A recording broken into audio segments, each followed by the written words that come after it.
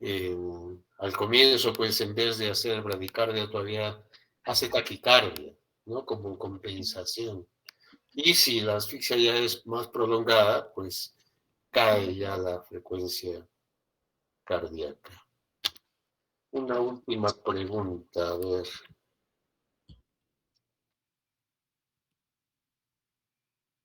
Teo,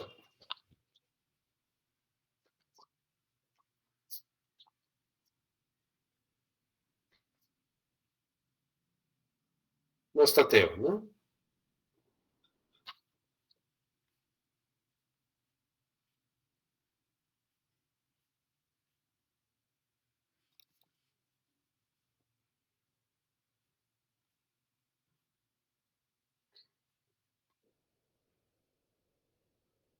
Valeria Torre, tampoco está. Doctor, Hola, ¿qué tal? doctor, buenas tardes. Hola, a ver, algo parecido. Ah, ¿cuáles son los mecanismos por los cuales hay alteraciones en la presión arterial del feto ante un sufrimiento fetal? Mm, ¿Se a ver, altera o no se altera? sería, doctor, por una vasoconstricción periférica y redistribución.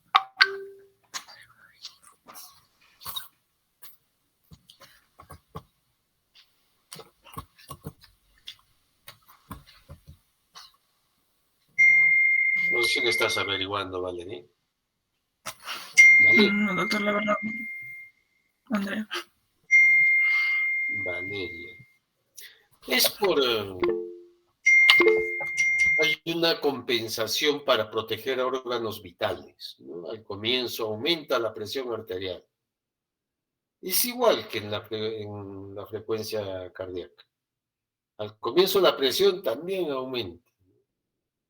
Y aumenta para proteger órganos vitales, ¿no?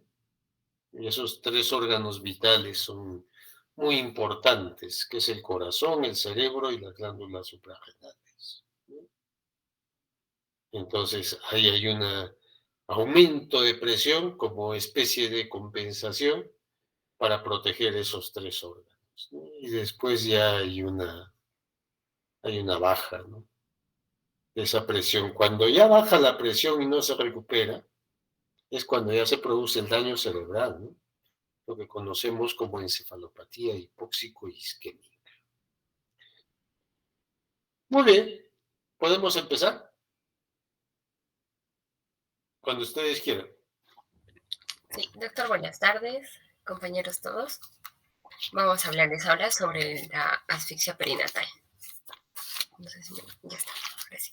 Siguiente, por favor. Bien, vamos a iniciar con la definición. Y la asfixia perinatal va a ser aquella alteración grave que se va a dar en el intercambio gaseoso de recién nacido, esto como consecuencia de las diferentes noxas. Esta asfixia perinatal va a ser causada por la falta de oxígeno a los sistemas orgánicos debido a dos eventos básicos, el hipóxico o el isquémico. Esto principalmente durante el trabajo del parto, durante el parto o posterior al parto, lo cual puede conducir a una falla multiorgánica, afectando a órganos importantes como el corazón, los riñones, y principalmente el cerebro, ¿no? Y de esa manera nos va a llevar a una encefalopatía hipóxico-isquémica. Siguiente, por favor. Bien, el Colegio Estadounidense de Obstetras y Ginecólogos ha publicado unos signos neonatales que van a ser compatibles con este evento hipoxémico, los cuales van a incluir tres características básicas, que es el puntaje de Apgar, que va a resultar menor o igual a 3 en los primeros 5 minutos, una acidosis metabólica con un pH menor a 7, esto en sangre del cordón umbilical, y la presencia de alteraciones neurológicas o la falla multiorgánica. como les decía hace un momento, va a haber tres partes en las que va a ocurrir, ¿no? Antes del trabajo del parto, durante el parto o después. Y el más frecuente, en un 80%, va a ser en el intraparto. El que le sigue va a ser el preparto en un 20% y un 10% en el posparto. Siguiente, por favor. Este es un cuadro que lo saqué de UpToDate, donde nos muestran también los marcadores de este evento.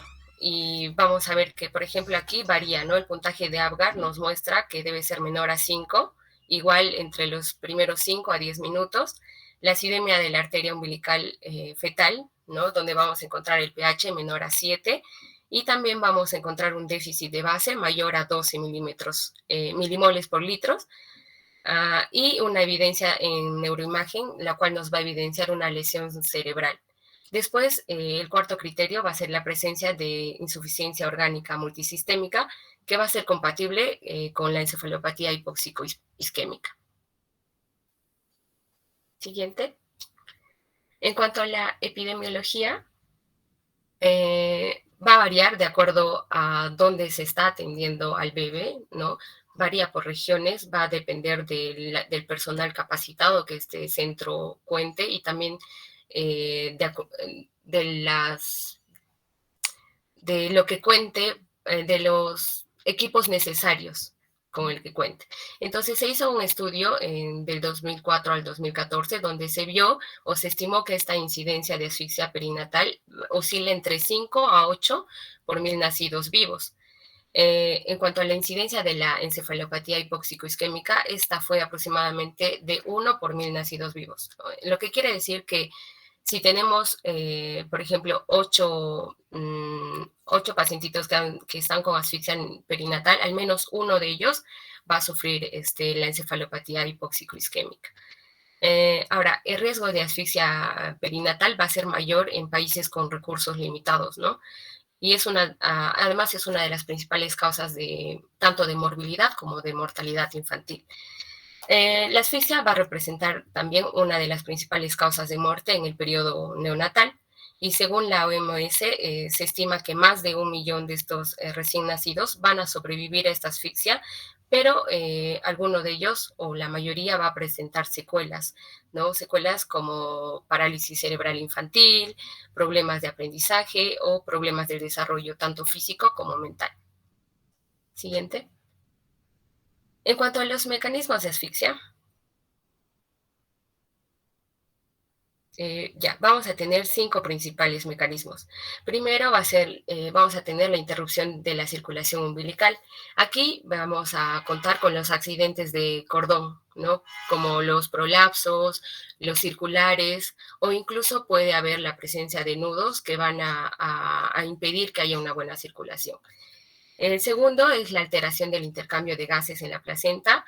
Y esto, por ejemplo, vamos a evidenciarlo cuando hay un desprendimiento prematuro de la placenta, ¿no? Lo cual va a interrumpir que haya un adecuado intercambio de gases. Otro mecanismo es el riesgo materno inadecuado de la placenta. Y aquí vamos a tener, por ejemplo, las famosas placentas calcificadas o las placentas envejecidas, ¿no? Que igual van a dificultar el intercambio gaseoso adecuado.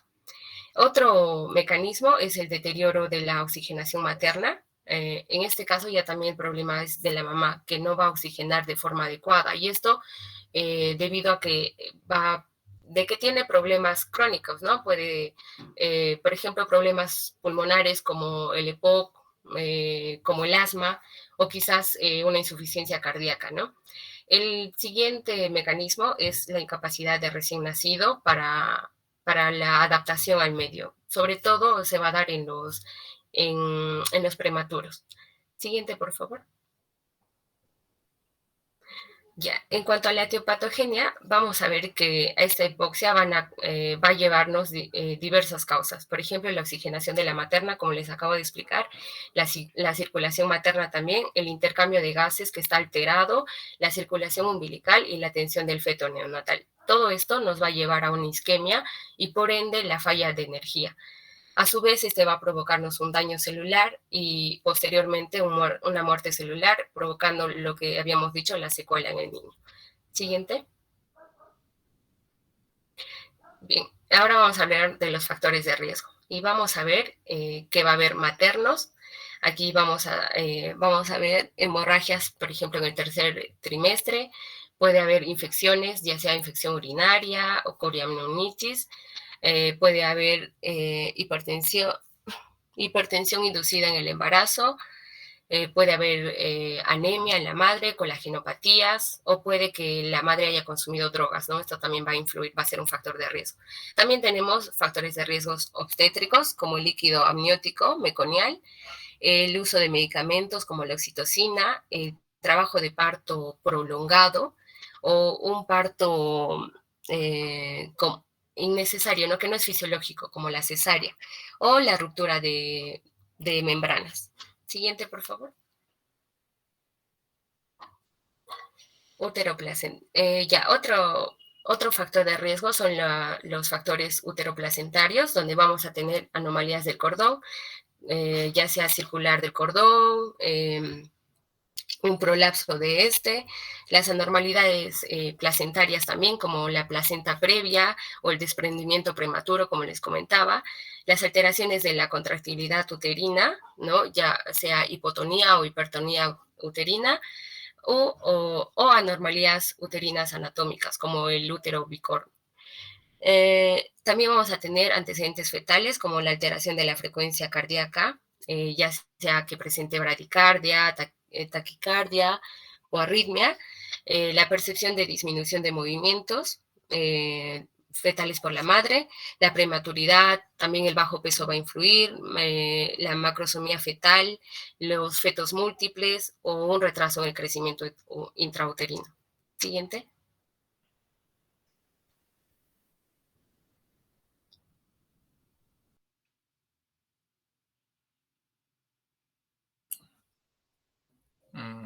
Doctor, ¿puedo seguir, no? Bueno, continuando con lo que es la exposición, vamos a ver respecto a lo que es la fisiopatología, ¿no? Bueno, se presenta inmadurez a nivel del sistema respiratorio, ¿no? Generalmente por eso se da lo que es la apnea, ¿no? Su manifestación más grave va a ser lo que es la falta de aire, la dificultad que va a tener bueno, el RN, o bueno, en el proceso del parto. Entonces, se define como lo que es una inmadurez a nivel del sistema nervioso central, a nivel de lo que es el desarrollo neuronal, ¿no? No está completamente organizado, no están bien conectadas las neuronas, por lo que va a haber lo que es una deficiencia de lo que son los estímulos aferentes, ¿no? Entonces, la inmadurez de lo que es el cerebro, por estas conexiones que son sinápticas, que son debido a una escasa arborización dendrítica y también por lo que es una disminución, ¿no? De lo que es la mineralización. Entonces, la mayoría de las asfixias son intraútero, ¿no? Antes de que se nazca en el parto, antes de que se dé el parto, ¿no? Bueno, vamos a ver que no se está viendo esto. No se ve. Alessandra, tu presentación. Ya. Ponla en modo presentación, Alessandra, más grande. Abajo.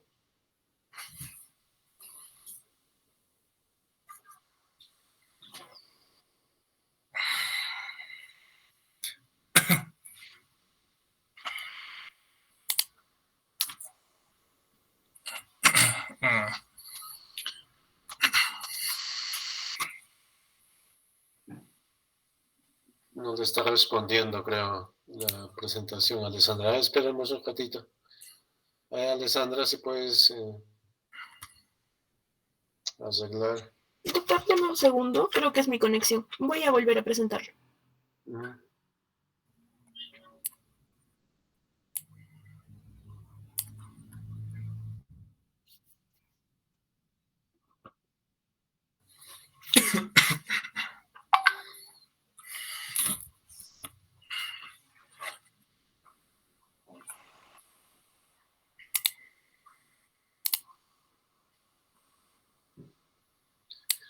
¿No te funciona el Power para modo de presentación?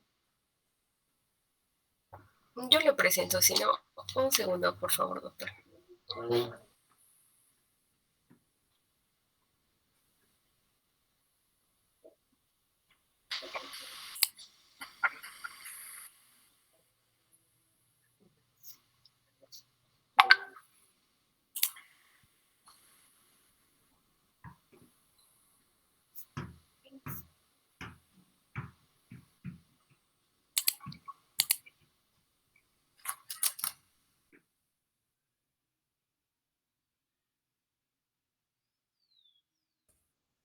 Que su conexión no está... ¿Tú tienes la presentación, Rodrigo? Sí, doctor. A ver, lo voy a presentar, ¿eh? Si no, preséntala tú. Ya.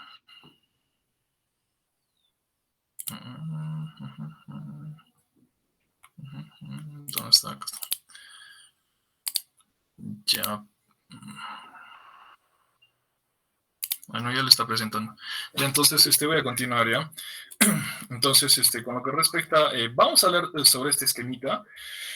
Es un esquema de apnea primaria y secundaria, donde en el eje vertical vamos a ver tres factores, ¿no? Uno que es el boqueo por minuto, vamos a ver lo que es la frecuencia cardíaca por minuto y la presión arterial en milímetros de mercurio, ¿no? Entonces, y en el eje horizontal vamos a ver lo que es el tiempo que va a transcurrir, ¿no? Bueno, desde el inicio de la asfixia, ¿no? Entonces, cuando inicia la asfixia, vemos que el recién nacido va a intentar respirar, ¿no? Vamos a ver que hay unos boqueos, aproximadamente llega a un pico de 6 al primer minuto, más o menos, ¿no? Entonces, el feto intenta tal vez compensar de alguna manera, ¿no? Lo que tiene, ¿no? La deficiencia de oxígeno que va a tener. Esto va a estar acompañado de esfuerzos musculares, va a durar de 1 a 2 minutos aproximadamente. Luego aparece lo que es la apnea primaria, ¿no? Que es donde vamos a buscar restablecer la respiración mediante los estímulos que se va a hacer al feto, ¿no? Aplicándole masajes, ¿no? Estímulos sensoriales, que va a durar generalmente de 1 a 3 minutos, ¿no? Después el estímulo... Después de estos estímulos va a reaparecer de forma espontánea lo que son los boqueos en un intervalo que son que van a ser pues regulares, ¿no? Pero va a haber un vigor del boqueo que va a ser decreciente, ¿no? Y va a ir durando poco a poco, va a ir disminuyendo poco a poco, ¿no? Entonces, en este periodo, ya, y esto va a estar acompañado junto con lo que es la frecuencia cardíaca y la presión arterial, que va a ir variando de acuerdo a lo que es la disponibilidad de oxígeno y la carencia, ¿no? A ver, vamos a explicar mejor. En el siguiente cuadro está un cuadrito un poquito más claro, en el cual vamos a diferenciar estas alteraciones por etapas, ¿no? Etapa 1, 2, 3 y 4. Entonces, en el feto van a haber movimientos respiratorios, que son solo los de movimiento que vamos a ver en la imagen 1, en el cual él busca compensar esa falta de oxígeno, ¿no? Cuando hay estos movimientos respiratorios, esta falta de oxigenación a nivel de los tejidos, va a haber una compensación, ¿no? Por parte del organismo, que es respecto a lo que es la frecuencia cardíaca, ¿no? Va a ir aumentando y junto con él va a ir aumentando también de forma paulatina lo que es la presión arterial, ¿no? Una vez que pasa esto, va a haber lo que es una apnea primaria, donde va a haber un descenso un descenso de la respiración que va a ser breve, y junto con esto van a descender también lo que es la frecuencia cardíaca y lo que es y la presión arterial todavía va a seguir, ¿no? Tratándose de mantener. En el apnea primaria, vamos a tener que, cuando en el apnea primaria se va a tener la característica de que el RN va a tener la posibilidad de recuperarse de forma más rápida, ¿no? Que en el apnea secundaria, ¿no? Y tiene estos procesos compensatorios. Luego viene otra vez lo que es el proceso del boqueo o el jadeo, ¿no? Los cuales son acompañados de musculatura respiratoria para poder respirar, ¿no? Entonces, en estos periodos va a haber lo que es taquicardia, va a haber una constricción a nivel periférica y una vasodilatación a nivel central, ¿no? Para proteger órganos blandos, órganos nobles, como por ejemplo el corazón, el cerebro y las glándulas suprarrenales, ¿no? Entonces, el flujo renal acá se va a mantener, va a haber una vasoconstricción a nivel pulmonar que hacen que los shunts permanezcan permeables, ¿no? Y esto, bueno, mantiene el volumen de lo que es la sangre, ¿no? Que va a profundizar el sistema nervioso central y el miocardio. Siguiente, por favor. Entonces, ¿qué pasa? Que si es que por A o B vuelve a lo que es vuelve a deprimirse, vuelve a la etapa de lo que es la apnea secundaria, entonces va a haber lo que es una bradicardia, ¿no? Como vemos en la curva de la presión arterial, ya no va a haber ese factor compensatorio que está, ¿no? Protegiendo a lo que es el recién nacido, sino va a ir ya decreciendo. Es por eso que, por ejemplo, en esta etapa, en la apnea secundaria, es más difícil que el neonato, ¿no? Salga, o bueno, recupere otra vez la respiración, ¿no? Puede demorarse un intervalo de 5 a 10 minutos, ¿no? Durante es un tiempo prolongado que ya va a haber un daño a nivel tisular, ¿no? Entonces, si es que por A o B, en la primera parte son con estímulos respiratorios en el cual el bebé va a recuperar, ¿no? Otra vez o va a realizar los jadeos, pero en lo que es la apnea secundaria ya se necesita de asistencia, ¿no? Con ventilación para que pueda también volver a recuperarse, ¿no? Siguiente, por favor. Entonces, vamos a ver que cualquier causa de asfixia en intraútero va a generar principalmente que hipoxia, hipercapnia y isquemia tisular. Que va a ser la respuesta que se va a presentar, ¿no? Entonces, por ende, va a haber una acidosis metabólica por lactato, va a haber falta de ATP y acidosis, y esto va a generar un edema citotóxico, ¿no? Entonces, ahora, por otro lado, cuando va a haber hipoxia, hipercapnia e isquemia tisular, va a incrementar, ¿no? Una taquicardia, va a haber hipertensión, tras segundos puede presentarse lo que es la bradicardia e hipotensión, ¿no? Con restricción de lo que es el flujo sanguíneo. Siguiente, por favor.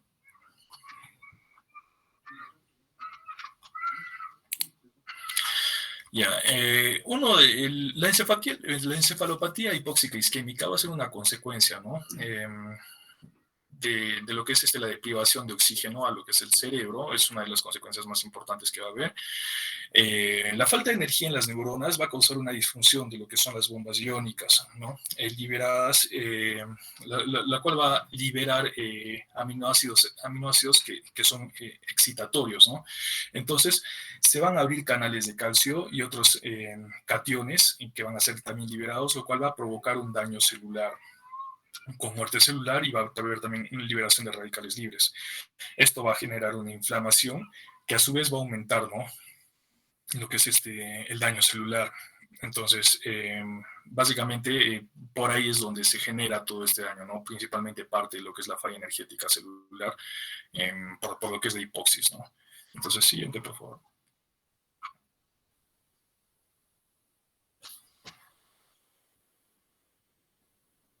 Alessandra, siguiente, por favor. Ya, entonces, esta es una consecuencia que va a ser grave y va a tener bueno, va a ser debido, ¿no?, a una vascularización que todavía es primitiva, en desarrollo. El flujo sanguíneo cerebral es irregular. Los precursores de los oligodendrocitos son más vulnerables a los aminoácidos que son excitatorios, ¿no? Y también a nivel de los radicales libres. A partir de la 37ª semana, esta condición de la apnea perinatal va a ir disminuyendo, ¿no? Antes de la 37ª semana va a ser cada vez más, no va a ser tan severo, ¿no? Entonces se va a presentar con mayor severidad en lo que es prematuros. Entonces, dentro de lo que son los hallazgos clínicos Bueno, a nivel de lo que es la reanimación del asfixiado, se espera, pues, va a haber una respuesta, pues se espera una respuesta neurológica, pero por lo que es la inmadurez del sistema nervioso, esta respuesta va a ser pues nula, ¿no? Entonces, tras la reanimación, de 30 a 60 minutos, generalmente tiende a mejorar por lo que es la reperfusión, ¿no? En una fase de latencia se mantiene por 6 a 15 horas más o menos, ¿no? Va a haber un deterioro, hay crisis convulsivas que son secundarias y por reperfusión, ¿no? Y también se puede presentar lo que es inclusive esta necrosis, ¿no? Y en los siguientes días puede presentarse todavía, ¿no? Apoptosis y áreas que son dañadas, ¿no? Que van a presentar secuelas en el recién nacido. Entonces, los cambios respiratorios que va a presentar, bueno, van a haber respuestas bifásicas, apnea primaria. El primer movimiento respiratorio es de tipo boqueo, ¿no? Como lo hemos observado. Como lo hemos observado, y ya pues va a durar de 1 a 2 minutos, ¿no? Si persiste la asfixia secundaria, o es llamada también asfixia terminal, el bloqueo respiratorio va a ser más o menos por 8 o 10 minutos, ¿no? Luego de la apnea, que va a seguir con bradicardia, va a haber hipotonía, acidosis metabólica, ¿no? Hipertensión arterial. En los cambios cardiocirculatorios va a haber una disminución de lo que es redistribución, ¿no? Del débito cardíaco. Como habíamos hablado, había una vasoconstricción periférica y una vasodilatación central para proteger, pues, ¿no? Principalmente cerebro, corazón y glándulas suprarrenales. Y también, pues, bueno, también a nivel de la placenta, ¿no? Se puede presentar una miocardiopatía hipóxica isquémica. La hipoxia afecta la contractibilidad del miocardio, ¿no? Y la dilatación de este. Entonces, va a haber no va a haber un buen funcionamiento a nivel del corazón, por lo que va a causar también pues, hipotensión, ¿no? Lo que se va a presentar en el apnea secundaria. Va a haber hipertensión pulmonar, va a haber insuficiencia renal e isquemia a nivel de los intestinos, ¿no? Ahora, los cambios metabólicos, el metabolismo va a ser anaerobio, porque hay deprivación de oxígeno, va a haber un aumento del consumo de la glucosa, disminución de la producción de lo que es energía, aumento del lactato, va a haber aumento de ACTH, ADH, catecolaminas, aumento de transaminasas, isoenzimas, catecolamina B, calcitoninas B, endorfinas, ¿no? Entonces, inclusive también un aumento de la creatinina sanguínea, ¿no? Va a haber disminución de la glucosa y calcio sanguíneo también. Siguiente. Dentro del cuadro clínico vamos a ver que va a haber al principio dificultad, ¿no? Para respirar, y esto se va a manifestar por lo que es la retracción intercostal, ¿no? Puede presentar estertores pulmonares, hay crepitantes, el paciente está cianótico, ¿no? Va a tener esfuerzo y llanto. Generalmente, bueno, se va a dar apnea porque a nivel de lo que es la faringe, como es todavía inmaduro, los músculos encargados, que es el genioglosso y el genioideo, no van a estar todavía bien fortalecidos, ¿no? Entonces, ¿qué va a causar esto? Que la faringe colapse, ¿no? Entonces, no va a haber una buena respiración al momento que el bebé nace y una presión negativa que va a generar los pulmones debido a que va a querer respirar, ¿no? Entonces, esa presión negativa por jalar aire de afuera hacia adentro colapsa, ¿no? Colapsa y esto empeora, por ejemplo, también con lo que es la posición, ¿no? El paciente va a estar irritable, por lo que es la hipoxemia, va a haber una acidosis respiratoria que es crónica, ¿no? Por aumento de lo que es el dióxido de carbono, por valores encima de 50, y se puede presentar también lo que es edema pulmonar, ¿no? Por lesión del lecho vascular pulmonar y la hipoxia crónica. Siguiente, por favor. Entonces, a nivel del sistema nervioso central, es tal vez los daños más severos que se va a presentar, ¿no? Que está por la asfixia, la hipoxia y la hipercapnia. Entonces, esto lo que va a hacer es, va a estar mediado por lo que es el óxido nítrico, y va a haber qué cosa, va a haber ciertos cambios a nivel de lo que es el cerebro, ¿no? Como vasodilatación cerebral, va a haber un aumento del flujo vascular, un aumento de la glicólisis anaerobia, disminución de lo que es el pH intracerebral.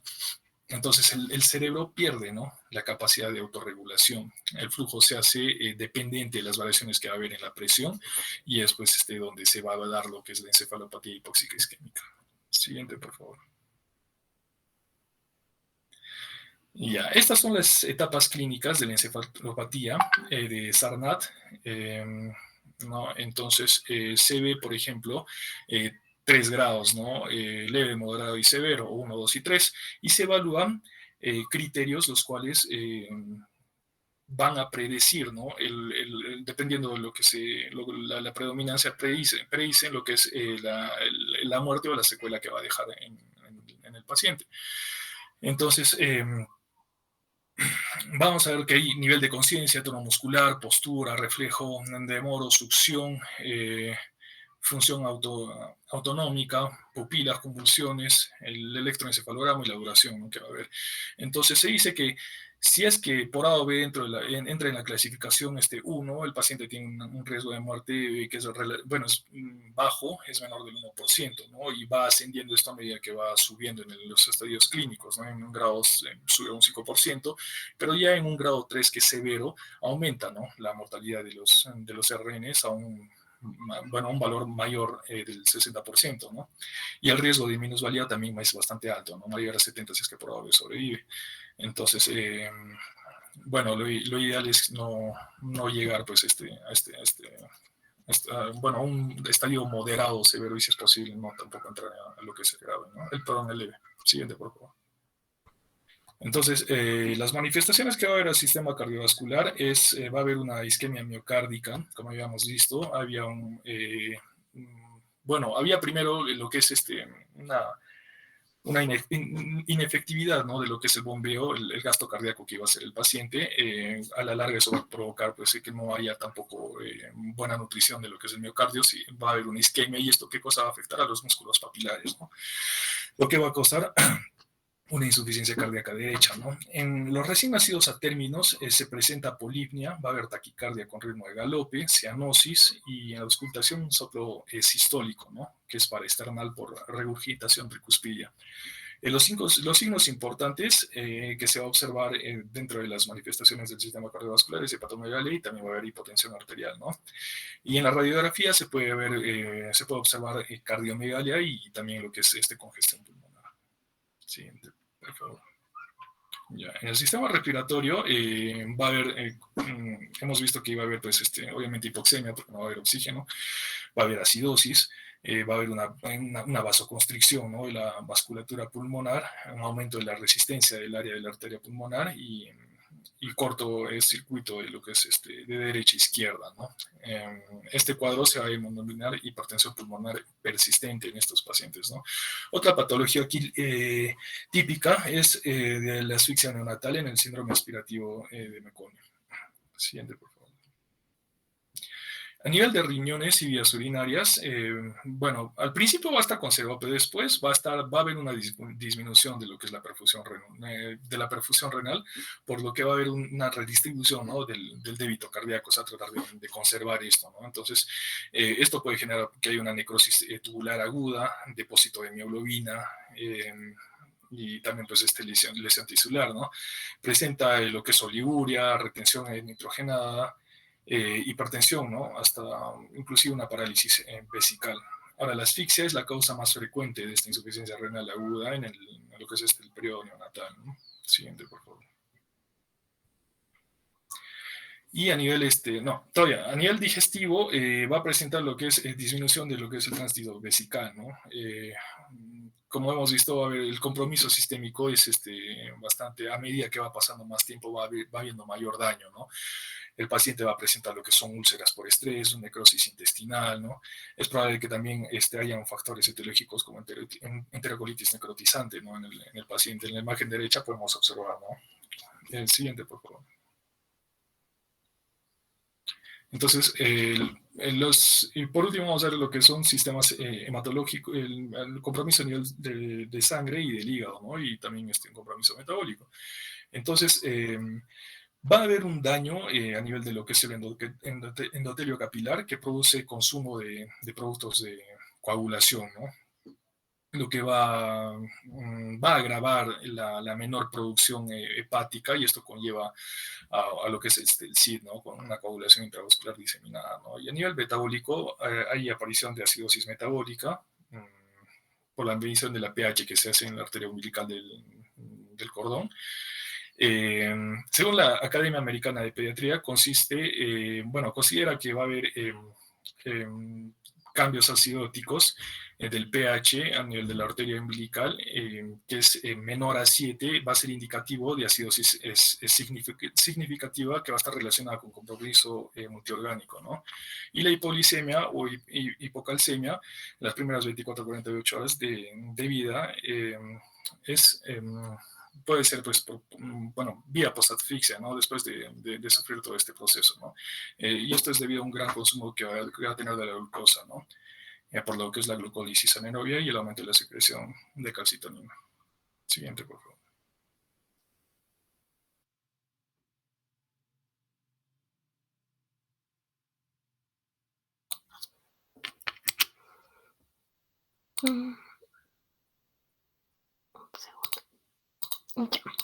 Ahora, en cuanto al diagnóstico, a los criterios diagnósticos, como lo había mencionado al inicio de clases, el doctor, nos vamos a basar de acuerdo a la Academia Americana de Pediatría. Esta, junto al Colegio Americano de Obstetrices y Ginecólogos, nos indican que se consideran 4 criterios.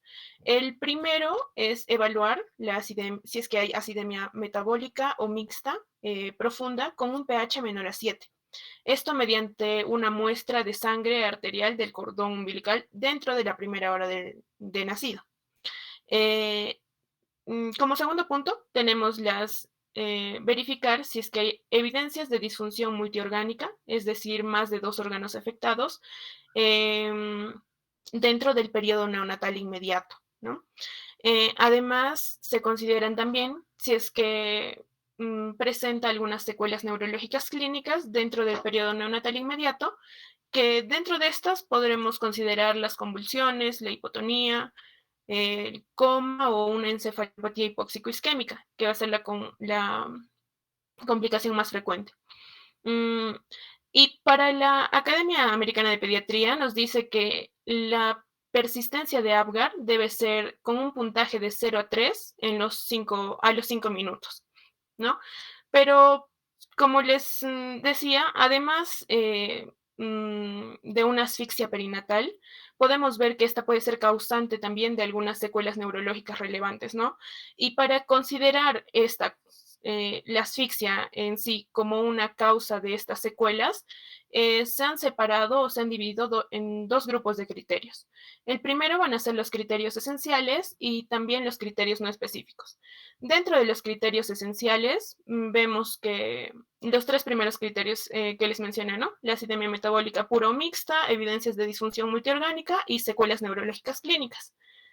Pero el Apgar varía en esta consideración. En los criterios no específicos vamos a encontrar que el Apgar debe estar en un puntaje de 0 a 6 a los 5 minutos. Además, también se incluye el evento centinela, que va a ser el evento que ocurra inmediatamente antes o durante el parto. Dentro de estos podemos tener entre ellos a la rotura uterina, el desprendimiento prematuro de placenta, puede haber también prolapso de cordón umbilical o el paro cardiorrespiratorio materno. Otro criterio no específico va a ser el deterioro súbito o sostenido de la frecuencia cardíaca fetal. Y por último, la evidencia tanto de disfunción multiorgánica precoz, que ocurra dentro de las 72 primeras horas, o una evidencia de alteración cerebral demostrada mediante una neuroimagen, ¿no?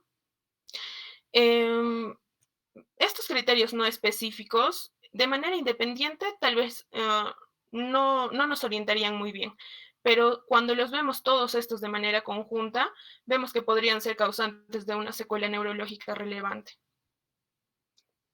Ahora, hablando sobre los exámenes auxiliares, primero nos abocaremos a lo que es laboratorial. Dentro de los exámenes a solicitar, exámenes de laboratorio a solicitar, vamos a tener el AGA, como vimos, para demostrar si es que puede haber una acidemia metabólica pura o mixta. Este preferentemente va a ser tomado de la sangre del cordón umbilical dentro de las primeras horas, ¿no? Ver también, no dejar de lado la glicemia o el hemoglucotest, porque podemos ver que podría Lo que podría ocurrir es que se pueda presentar una hipoglicemia seguida de la hiperglicemia que se produce al inicio, ¿no? Para esto vamos a tener que administrar insulina, glucosa en bolos de 5 a 7, de 7 a 9. En cuanto al hematológico, al laboratorio hematológico, vamos a solicitar el hemograma completo, un perfil de coagulación y el tipo sanguíneo también.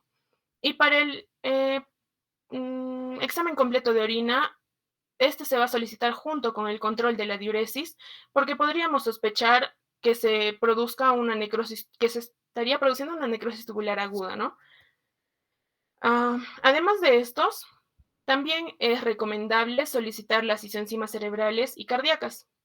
Primero vamos a ver el ACPKMB, la cual se debe solicitar de forma inmediata, puesto que se eleva a partir de las 12 horas y va a ir bajando a aproximadamente las 48 horas posterior al evento de la asfixia, ¿no? Y si bien estas nos van a orientar, no van a lograr diferenciar o que el recién nacido tenga un compromiso, o el compromiso que va a tener a futuro. Ahora, también se solicita la troponina T, que esta enzima se va a elevar en el recién nacido asfixiado de forma precoz, pero se va a mantener esta elevación hasta una semana. Por lo tanto, podríamos tomarla, o bueno, nos va a orientar incluso después de las 48 horas, ¿no? No como el CPK. Si encontramos que el valor de la troponina T va a estar sobre 0.1 microgramo por litro, esto nos va a indicar que va a haber una isquemia miocárdica. Ahora, en cuanto a la troponina I, también se solicita idealmente la toma, como hemos visto de todos estos exámenes, la toma del cordón umbilical y ya las 72 horas de vida. Si es que logramos tener preferentemente estos parámetros, o bueno, esta toma adecuada, vamos a lograr tener una especificidad del 86% y una sensibilidad del 88% con la troponina I. Además, un valor predictivo negativo de 85% y valor predictivo positivo de 85%. ¿Y cuándo vamos a ver que estos valores son de riesgo de alarma? Cuando este valor va a estar aproximadamente en 0.35 microgramos por litro, nos va a orientar sobre una hipoxia perinatal. Mientras que si el valor va a estar aproximadamente en 4.6 microgramos por litro, este va a significar un alto riesgo de muerte neonatal.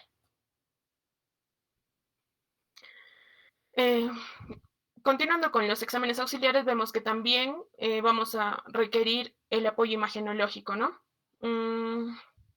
Primero podríamos solicitar una ultrasonografía craneal, que en esta vamos a lograr diferenciar durante los primeros días tras el evento de la asfixia un incremento difuso, generalmente homogéneo, en la ecografía, lo que nos va a hacer sospechar sobre un edema cerebral, ¿no? Que puede estar ocurriendo aquí. Aquí vemos en la imagen, las flechas nos señalan aquí el probable edema, ¿no? Igual aquí. En cuanto a la asfixia, si es que vamos a ver una asfixia moderada y grave, se recomienda realizar esta imagen en las primeras 24 horas y luego vamos a repetirlas con intervalos de 24 a 48 horas durante todo el periodo agudo de la enfermedad. Ahora, si es que hablamos de la radiografía tóraco-abdominal, vamos a ver que esta se va a solicitar principalmente porque, como hemos visto en el cuadro clínico, podría haber una cardiomegalia, podría haber un edema pulmonar, podría haber también hilo paralítico, ¿no? Ahora, la tomografía craneal. Dentro de la tomografía craneal vamos a ver que esta prueba es particularmente útil para el seguimiento de la asfixia, ya que estas lesiones se van a hacer más evidentes varias semanas después de la agresión. ¿Qué cosa es lo que vamos a observar aquí? Va a haber una hipodensidad córtico-subcortical en bilateral y va a haber también la pérdida de diferenciación de la corteza, ¿no? Y en la sustancia blanca. Además que estos pacientes van a desarrollar habitualmente una encefalomalea multiquística con ventriculomegalia secundaria. Y sobre la resonancia magnética, es recomendable que se hagan 2 exploraciones con resonancia magnética obtenidas en la primera entre las 24 y 96 horas y la segunda el 10º día o posterior a este. Estas van a ser ideales para delinear la naturaleza y la extensión final que ha causado, o bueno, de la lesión cerebral causada, ¿no? Ahora, los patrones mejor definidos aquí van a ser de la lesión hipóxico-isquémica en el recién nacido, que en la fase aguda va a haber una hiperintensidad, mientras que en la fase crónica va a haber una hipointensidad.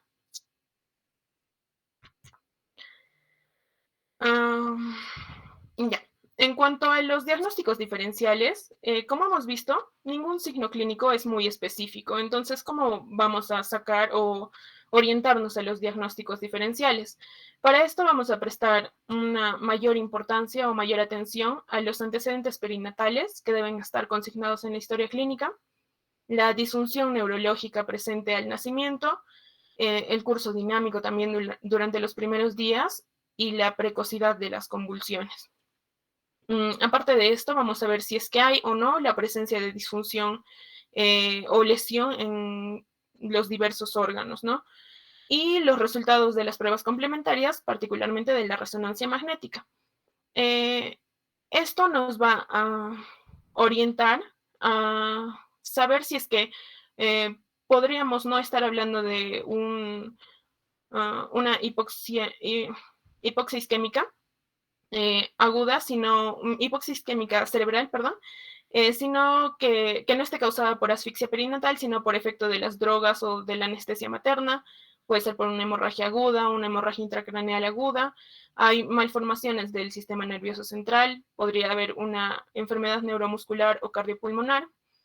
También algunos impedimentos mecánicos de la ventilación, como podría ser una obstrucción aérea, neumotórax, efusión pleural, ascitis o una hernia, ¿no?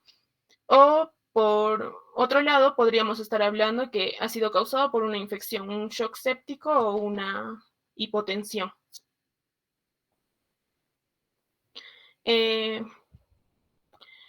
Ahora, en cuanto al tratamiento, vamos a ver que una vez diagnosticada la asfixia perinatal, el manejo del recién nacido se va a realizar en terapia intensiva neonatal y vamos a seguir las siguientes directrices según el MINSA, que nos dice que debemos mantener los niveles de oxemia adecuados, evitando que llegue a una hipoxemia para no exacerbar la lesión. Ahora también evitar la hipercapnia por un riesgo de vasodilatación y la disminución del flujo sanguíneo cerebral. Por otro lado, nos sugieren optimizar la perfusión y evitar la reperfusión de los tejidos que pueden producir en una zona, que la zona infartada se torne a ser hemorrágica, ¿no? Para esto, ¿qué nos recomiendan? Que se mantenga la presión arterial media entre los 45 a 50 milímetros de mercurio en los recién nacidos a término y entre los 35 a 40 milímetros de mercurio en los recién nacidos pretérmino con pesos menores a 200 gramos.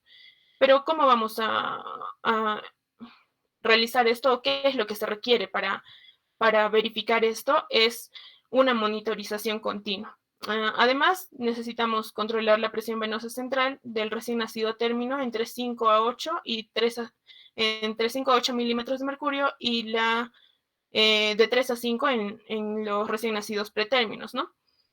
Es recomendable el uso de dopamina en dosis de 2 a 5 microgramos por kilogramo por minuto para mejorar esta perfusión renal, si es que hubiera algún daño, ¿no?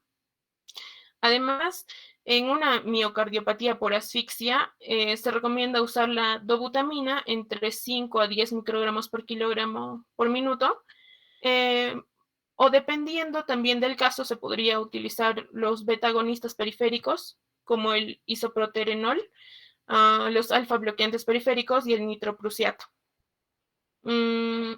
Otra recomendación es reducir al mínimo la administración en bolo de sustancias coloides y bicarbonato. Además, también efectuar la reposición de los volúmenes, pero de manera lenta. También reducir al mínimo la administración del agua libre, porque podrían haber pérdidas insensibles y la diuresis, ¿no? O bueno, considerar tener bien en cuenta esto. Luego, el empleo juicioso de los agentes presores, porque pueden disminuir al mínimo para así disminuir al mínimo la necesidad de usar los coloides y medir la presión intracraneal en lo posible, ¿no? Si es que se tiene lo necesario. Ahora, también nos sugieren evitar la hipocalcemia, o aunque esta no haya demostrado, no haya evidencia científica de que sea un protector a nivel cerebral, ¿no? Además, el manejo de convulsiones, se recomienda utilizar el fenobarbital, 20 miligramos por kilogramo dosis, ante la primera crisis. Y se podría usar una dosis de mantenimiento de 3 a 5 miligramos por kilogramo día. Y si no encontráramos o no tuviéramos fenobarbital, podríamos utilizar fenitoína o midazolam. En cuanto al edema cerebral, vamos a ver que este se va a poder prevenir manteniendo una estabilidad hemodinámica adecuada y una presión intracraneal también adecuada. Dentro de esto vamos a ver que van a existir dos patologías asociadas a la asfixia que se podrían predisponer o que pueden predisponer la sobrecarga de volumen, ¿no? Dentro de esto podría ser el síndrome de secreción inadecuada del ADH y lo otro es la necrosis tubular aguda, ¿no? Y por último, en cuanto a las medidas neuroprotectoras, vamos a encontrar que nos hablan sobre los antagonistas de los receptores de neurotransmisores excitotóxicos. Pueden haber la eliminación de radicales libres, bloqueadores de canal de calcio, podemos usar nifedipina o nicardipina, inhibidores de ciclooxigenasa como la indometacina, los estimulantes de receptores benzodiazepínicos como el midazolam, algunos favorecedores de la síntesis proteica como la dexametasona y los vasodilatadores, que sería la prostaciclina para este caso. Pero sin embargo, ninguno de estos tiene una evidencia científica significativa, ¿no? Ahora, la terapia con hipotermia en asfixia perinatal nos dice que ha demostrado en diversos trabajos ser una medida de resultados prometedores porque hay una disminución significativa, tanto en la mortalidad o en las secuelas. Los mecanismos potenciales de acción para esta hipotermia moderada van a hacer que se reduzca gradualmente la depleción de ATP por cada grado de Celsius de reducción, ¿no? Hay al menos una disminución del 5% en el metabolismo central. Además que va a reducir la acumulación de aminoácidos excitotóxicos, reduce también la producción del ácido nítrico y suprime a la vez la síntesis explosiva de los radicales libres. Puede suprimir también una reacción inflamatoria o activar o reducir la activación microglial. Y además inhibe el programa de muerte celular o apoptosis y prolonga la ventana terapéutica, que es lo que queremos, ¿no? Para esto hay algunos criterios que vamos a tomar en cuenta para el inicio de esta hipotermia. Dentro de estos vemos que esta se debe dar inicio dentro de las primeras 6 horas del evento y debe ser mantenida o sostenida durante 72 horas a 33 hasta 35 grados Celsius. Esto nos va a ser una neuroprotección más efectiva, va a hacer que sea más efectivo. Ahora, también debemos tener acceso al cuero cabelludo para hacer el electroencefalograma. La edad gestacional del recién nacido debe ser mayor a 36 semanas y, como vimos, menos de 6 horas de vida, ¿no? El pH debe estar menor a 7 o debe haber una déficit de base mayor o igual a 16 milimoles litro. Esto lo vamos a obtener haciendo el AGA extrayendo la sangre del cordón umbilical, ¿no? O si es que no ha sido posible esto, también se puede evaluar en cualquier sangre obtenida, en cualquier muestra de sangre obtenida dentro de la primera hora después del nacimiento.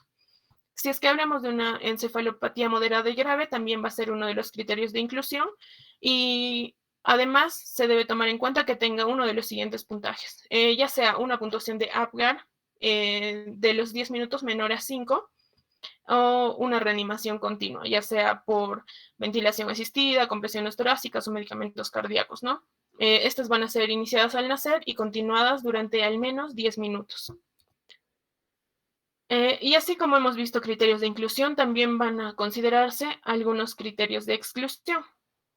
Dentro de los criterios de exclusión podemos tomar en cuenta las anomalías cromosómicas mortales, si es que hay alguna infección vírica congénita, ya sea sistémica y sintomática. Además, si es que hay alguna infección bacteriana sistémica sintomática también, y si es que hay diátesis hemorrágica o una hemorragia intracraneal grave. Para demostrar, los estudios con evidencia científica significativa que se ha encontrado sobre la hipotermia son el primero de Lancet, publicada el 2005, en el cual se realiza un enfriamiento selectivo de la cabeza de los neonatos. Se estudiaron 234 neonatos con encefalopatía moderada y severa, en los cuales se les había practicado el enfriamiento dentro de las primeras 6 horas de vida durante 72 horas, manteniendo una temperatura rectal de 34,5 grados Celsius y demostrando que con esto se podía disminuir la mortalidad y las secuelas hasta en un 65,9%, desde un 65,9% a un 47,6%, ¿no? Y otro estudio multicéntrico también que se realizó en el Instituto Nacional de la Salud del Niño en New England, ha sido publicado, perdón, en New England en el 2005 también. Y en este estudio se realizó a 208 neonatos, en los cuales igual se les mantenía con una temperatura corporal, pero sobre los 33,5 grados Celsius en las mismas 72 horas, y lo que demostró una eficacia, una disminución a cerca del 30% de las encefalopatías severas, ¿no? Ahora, en cuanto al pronóstico y seguimiento.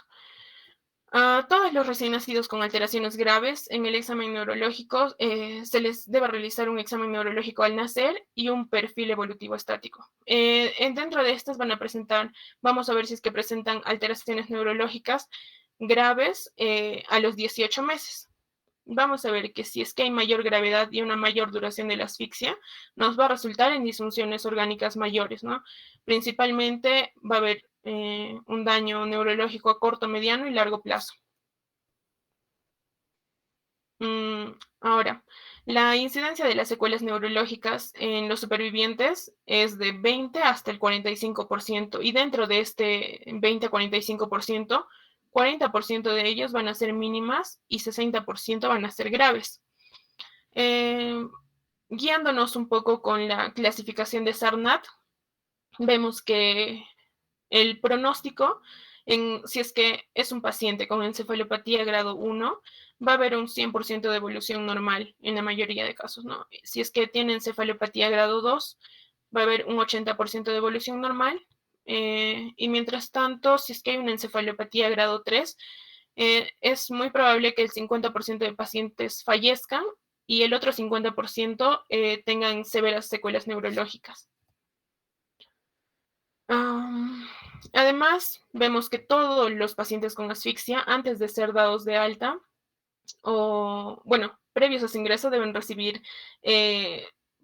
adiestramiento, ya sea a los padres o familiares o quien se va a quedar a cargo de esta persona, ¿no? Debe estar este manejo guiado por la institución correspondiente de donde se le haya tratado. Ahora, también debe tener programada una cita para la valoración por el servicio de psicología, para la integración al núcleo familiar y el seguimiento del desarrollo. Además, que todo paciente con asfixia neonatal, incluso más los que tengan algunas alteraciones en el electroencefalograma, en los potenciales auditivos, visuales y sensoriales, o alguna imagen que haya demostrado esto, deben continuar su seguimiento por pediatría al menos hasta los 5 a 7 años de vida. eso sería todo. Gracias, doctor. Muy bien, pasemos a la parte de intervenciones. Si tienen alguna intervención, algún comentario, alguna pregunta, duda.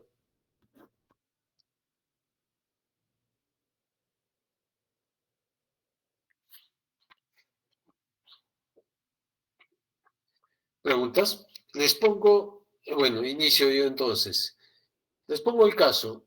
Ustedes están en un centro de salud, están con un niño que ha tenido una asfixia severa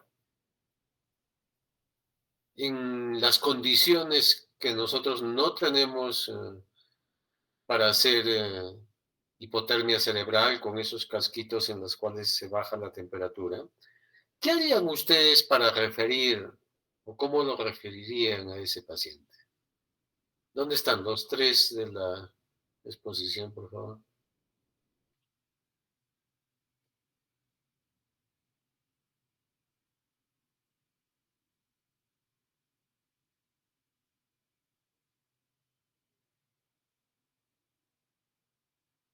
¿Cómo lo referirían?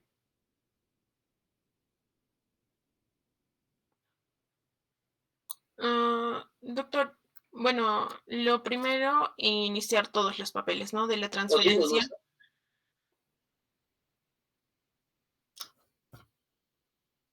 Ya se fue.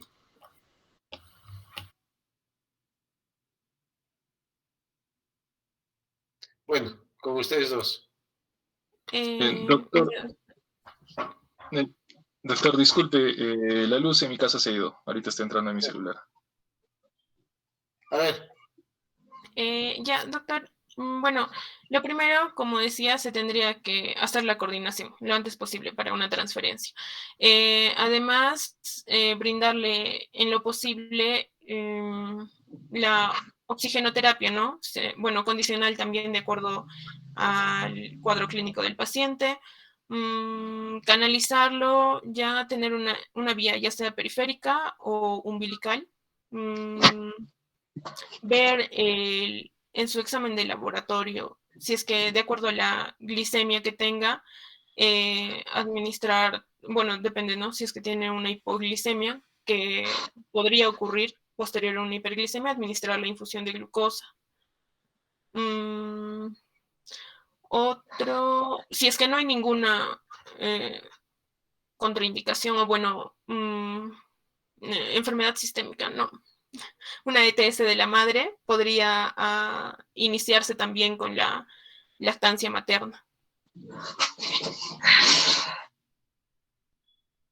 ¿qué dicen?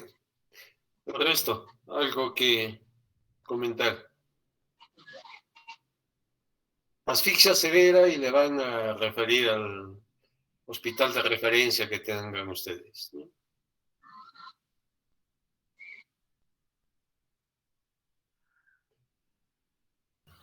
Para referir se supone que ya han estabilizado, ¿no? Probablemente ese es un niño que ha estado eh, en un proceso de asfixia prolongada, por lo tanto han demorado ustedes en sacarlo al bebé. Después de 10, 15 minutos recién hasta más o menos estable, ya respirando, pero no se pueden quedar con ese niño en el hospital, en el centro de salud, ¿no? Lo tienen que derivar al hospital. Entonces, Alessandra nos ha dicho que le va a poner una vía, dependiendo de la glicemia, ¿sí? Le va a poner oxígeno, esas dos cosas. Y no entendí lo de la lactancia materna. Según la condición, doctor, del paciente, se le podría iniciar ya con la lactancia materna si es que está estable, pero en este caso, si es que ha sido grave, muy probablemente no se le va a poder, ¿no? Iniciar esto. ¿Qué dicen, Maybel, Rodrigo?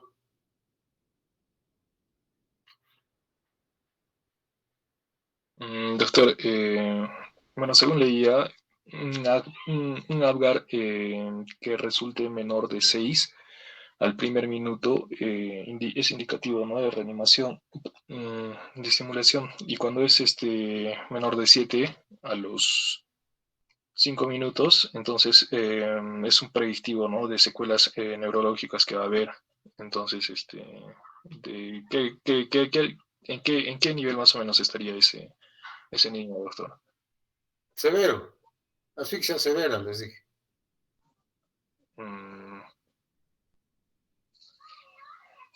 Bueno, doctor, sería pues llevarlo con lo que es ventilación.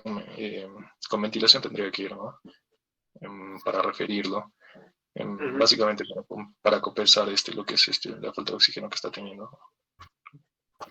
También tendríamos que mantener la presión arterial, doctor, acompañado de todo lo que ya han dicho. Y la presión corporal también, 36,5 grados, al menos, ya que no se cuenta con esta terapia del frío, ¿no? ¿Cómo saben ustedes si un niño nace y no respira? ¿Y cómo sabrían si está en apnea primaria o en apnea secundaria? Va a depender de la evolución, doctor. Por ejemplo, si se tratase de una apnea primaria, al momento de estimularle, secarle y eso, el bebé va a empezar a respirar. Pero si se trata de una apnea secundaria, esto va a prolongarse, ¿no? Va a ser más, ahí ya tendríamos que iniciar el RCP. Probablemente en los dos hagan RCP, porque los dos no respiran, ¿no? Apnea Sí. significa que nace y no respira. No sé si lo entendieron el cuadro que les explicó Rodrigo. Cuando decimos que el niño tiene movimientos respiratorios, acordémonos un poco de adaptación respiratoria, el feto tiene movimientos de tipo respiratorio, no significa que respire, porque todavía el pulmón está lleno de líquido pulmonar, ¿cierto? Que es un líquido que se produce dentro del pulmón. Pero una vez que nace el bebé, normalmente esos movimientos que están en el 30, bueno, acá no voy a poder señalar porque no es una imagen, pero Rodrigo me puede ayudar, acá arriba donde están las espigas. El 1, vale. O Alessandra, que estás con la presentación. El niño tiene y aumenta al bajarle la cantidad de oxígeno en la mamá, o al bajarle la cantidad de oxígeno que se va a transferir por la placenta o cordón umbilical. El niño automáticamente, el feto estoy hablando, perdón, el feto aumenta esos movimientos respiratorios, como que se agitaría dentro del útero, ¿no? Es como que aumenta la cantidad de movimientos respiratorios y después entra en una apnea primaria. Quiere decir que se queda sin respirar, ¿sí? Se queda sin respirar ahí, sin esos movimientos respiratorios. Y después tiene movimientos, ya sigue el proceso de hipoxia y siguen los movimientos de tipo irregular, ya no tan regulares y rápidos como tenía antes, ¿no? Eso ya estamos hablando de una hipoxia que se está prolongando mucho tiempo. O sea, la mamá está en sufrimiento fetal, ¿no es cierto? Está con el producto en sufrimiento fetal. Y después entra en otro cese de esos movimientos respiratorios. Entonces, el niño a ustedes les puede nacer en el 2 o en el 4, en apnea primaria o en apnea secundaria. Pero al comienzo a ustedes les va a ser bien difícil si fue apnea primaria o apnea secundaria. Sencillamente ustedes van alguien les pasa al bebé y el bebé no respira. O sea, ustedes reciben al bebé, ¿sí? Lo reciben y miran que no respira. Entonces, en ese momento, ustedes nos dicen, no respira, está en apnea. Pero no saben si está en apnea primaria o secundaria. En ese momento, ustedes me van a empezar con el proceso de atención y reanimación de ese niño. No con el secado, aspiración, si no respira lo estimulan, si no lo estimulan, comienzan a ventilar y eso es antes del minuto de vida. ¿Sí? Hicieron todo eso. Pero hay algunos niños que con las primeras ventilaciones o con la estimulación, ¡guau!, comienzan a llorar. Entonces, esos son los niños que estuvieron en apnea primaria, o sea, no estuvieron mucho tiempo intraútero hipóxicos. Por lo tanto, la recuperación es rápida. Justo ustedes atendieron el parto, nació el bebé en apnea primaria. Pero cuando esa hipoxia intraútero se prolonga mucho tiempo, ese niño ha estado con movimientos de boqueo o de jadeo intraútero y nace en una segunda cese de movimientos respiratorios, ustedes se van a dar cuenta que estaba en apnea secundaria porque ese niño no va a responder rápidamente a maniobras de reanimación. Probablemente ese niño va a tener una ventilación prolongada, van a llegar a masaje cardíaco o incluso a medicamentos. ¿Sí? Ventilación probablemente que sea más de 5 minutos. Y de ahí viene esa medición que recomienda la Academia Americana de Pediatría, que si tiene un Apgar muy bajo a los 5 minutos, es como que ya es una asfixia establecida, severa, y probablemente ese niño vaya a tener secuelas, ¿no es cierto? No tanto así. Entonces, el hecho de que ustedes vean si un niño recupera rápido, que tenga buen pronóstico porque no ha tenido tiempo de hacer daño cerebral, a diferencia de una reanimación prolongada, que probablemente haya nacido ya en apnea secundaria, y que ese niño puede tener ya daño a nivel cerebral. Entonces, ustedes pueden tener eso. Si es una apnea primaria y rápida recuperación, probablemente ese niño ustedes no me lo requieran, ¿no?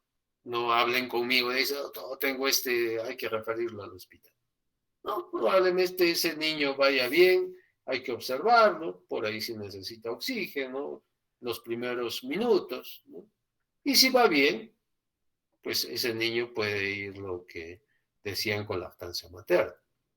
Pero no un niño con una asfixia moderada a severa, ¿no? Una asfixia leve no será un problema, va a ir bien.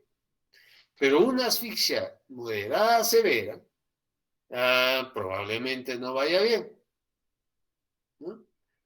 Entonces, estos niños van a tener secuelas probablemente o van a tener complicaciones multiorgánicas. Entonces, tienen la necesidad de referir. Entonces, ¿qué es lo más importante para un niño de asfixia moderada, severa, o que haya recuperado lentamente sus funciones cardiorrespiratorias? Primero, ustedes me lo tienen que poner en NPO, en reposo gástrico. Le tienen que poner un endovenoso. Le tendrán que poner oxígeno.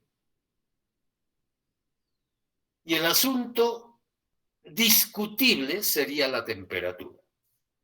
Para referencia, yo siempre les digo, hay que tener en cuenta 3 hipos que se pueden presentar. Un niño puede presentar hipotermia, hipoglicemia e hipoxia. Hipoglicemia, hipotermia e hipoxia. Yo tengo que evitar esos 3.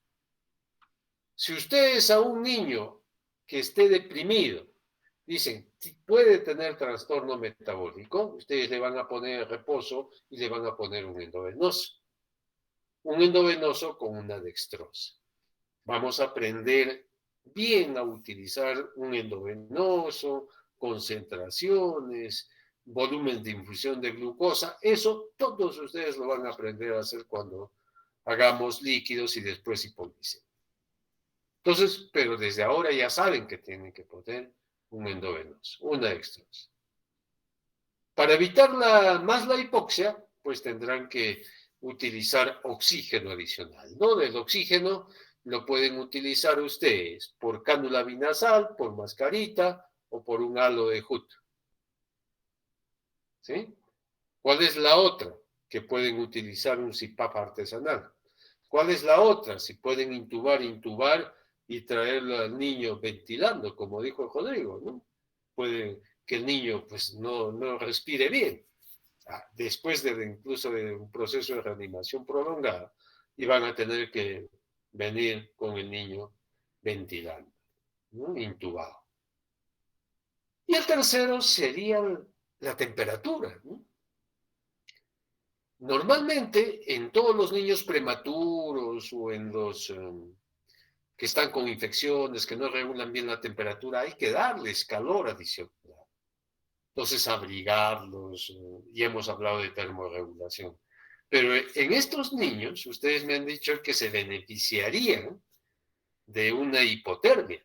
Más bien, ¿no es cierto? Que el daño cerebral es menos con una hipotermia. ¿Ustedes podrían hacer eso? No. Porque eso se hace en un hospital donde estén preparados para hacer el proceso de hipotermia antes de las 6 horas de vida, en niños mayores de 36 o más semanas, ¿no? No se hacen prematuros, y que esté controlado la temperatura y las funciones vitales de este niño mediante un monitor, ¿no? La temperatura se controla por unas sondas permanentes que está asociado al monitor. Esas sondas nosotros le ponemos al esófago, o hay también sondas rectales, donde permanentemente está monitorizado la temperatura. Esa temperatura debe ir entre 33,5 a 34,5 en promedio, ¿sí? Y mantenerlo pues, durante 72 horas. Ahora, una vez que hemos pasado las 72 horas, no es que tampoco lo calentamos rápido, eso también le produciría daño. Hacemos un calentamiento lento, ¿no? Bajando o subiéndole en este caso 0,5 grados por hora. Entonces de 33,5 me va a tomar unas 5 o 6 horas en calentarlo lentamente a ese niño. No se calienta. O sea, no es un proceso que ustedes me puedan hacer en eso. Pero sí, hay un término que se llama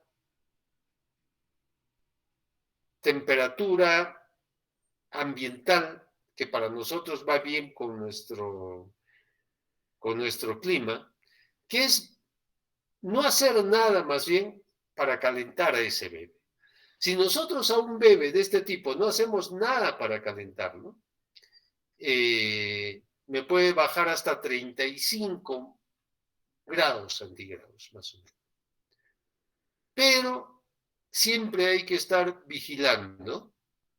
Esto se llama hipotermia pasiva. O sea, hipotermia pasiva es no hacer mayor cosa para calentar, ¿no? Todavía está en discusión, no está probado, no está avalado ni registrado en medicina en evidencia. Entonces, que tener mucho cuidado con los problemas también que puede traer la hipotermia, ¿no? Que es el problema metabólico, ¿no? Que es la hipoglicemia, ¿no? Que es la hipocalcemia. Ya han visto en la fisiopatología de la asfixia, hay un paso del calcio intracelular, lo que arrastra también agua, ¿no? Hay una alteración de la bomba sodio-potasio, por lo tanto pasa el sodio y arrastra agua. Hay alteración del glutamato, que es un aminoácido excitatorio. Todo esto contribuye al edema cerebral, ¿no? Y a la presencia de convulsiones en este niño. Entonces, hay que vigilar la glucosa, hay que vigilar la temperatura, hay que vigilar todos los procesos bioquímicos que pueden estar alterados en este niño, ¿no? Entonces, de esa manera, ¿no? En todo caso, no permitan que se caliente mucho, pero tampoco que se baje mucho la temperatura, porque la hipotermia también tiene, cuando no es controlada, sus problemas. Si bien es cierto, puede mejorar algo, pues no sabemos ¿qué otros daños le podemos estar produciendo a ese niño por la hipotermia? Todavía está en discusión todo este proceso, ¿no? ¿Ok? Preguntas. A ver si hemos despertado curiosidad de algunos.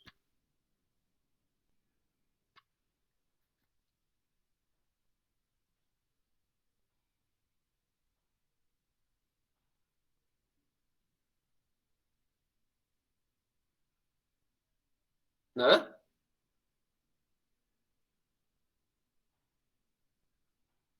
Doctor, buenas tardes. Nila, dime. Doctor, buenas tardes. Una pregunta. Por ejemplo, si un niño recién nacido tiene una hipoxia, ¿no?, en el momento del nacimiento, al momento del alta, para yo quizá decirle a la madre, o la madre si me pregunta si ha tenido muerte neuronal o si va a tener algún, no sé, daño o algún trastorno a nivel del crecimiento, ¿qué pruebas yo puedo realizar para darle una respuesta exacta a la madre, ¿no?, en la que su niño va a ser sano o no, doctor? ¿Qué dicen? Contéstele a Nila.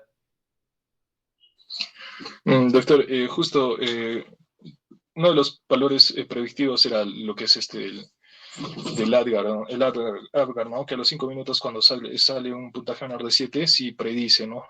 Bastante lo que es un daño neurológico y secuelas que va a tener el niño.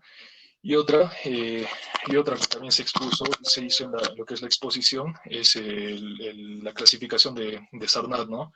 En el cual se evalúan los parámetros y se saca, pues, el daño que puede ser leve, moderado o severo, ¿no? En este caso, sí es en la clasificación de Sarnat un pronóstico, o bueno, o califica en el tercer grado, que es el severo, entonces diríamos que tiene un riesgo de minusvalía que es grave, que probablemente un 70% de estos pacientes, no, más del 70% de seguridad que va a tener secuelas, ¿no? Y disfunción a nivel del sistema nervioso central, ¿no? Pero si es, por ejemplo, un grado 1, entonces va a ser leve, ¿no? Menos del 1% en cuanto a lo que es minusvalías, ¿no?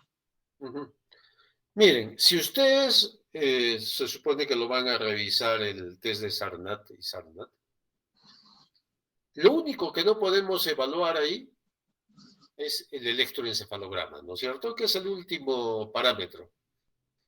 Pues no tenemos esa disponibilidad inmediata de repente para que ustedes evalúen eso. Pero los otros parámetros sí lo pueden evaluar. Y sí hay esa predicción que pues, ustedes pueden tener.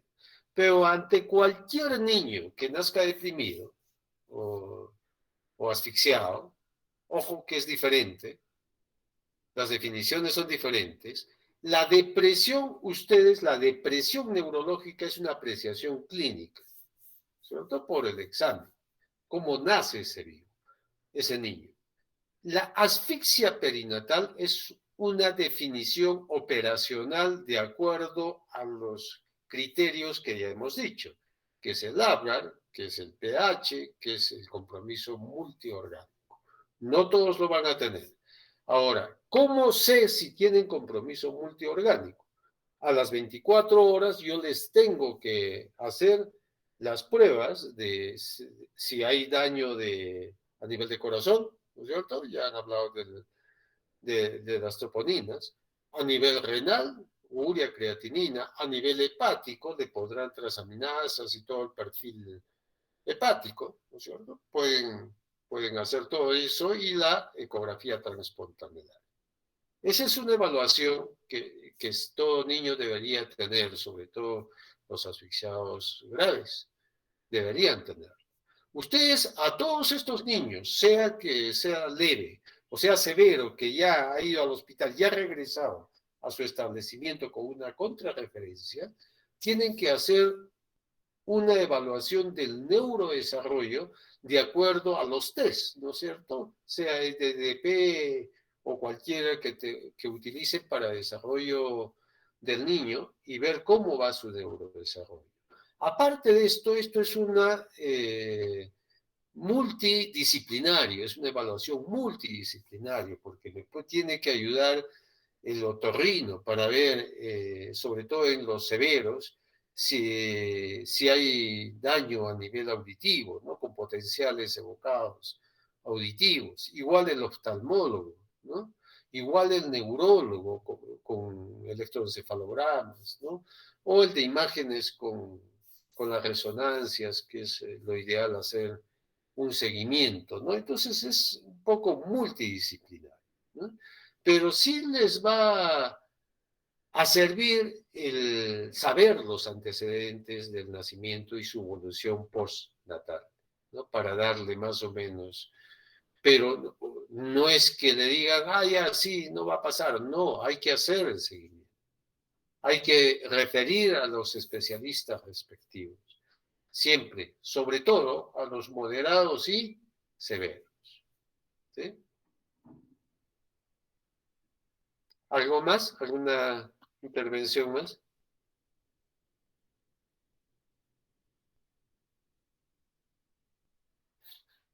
Muy bien, creo que no. Entonces nos vamos a ver el día jueves con todos. 5 en punto, Alessandra. ¿Sí? Estoy bien, doctor. Listo. Ok, chicos. Ahí me Muchas olvidé, gracias. no me has hecho acordar, Alessandra, para grabar. He grabado casi al final.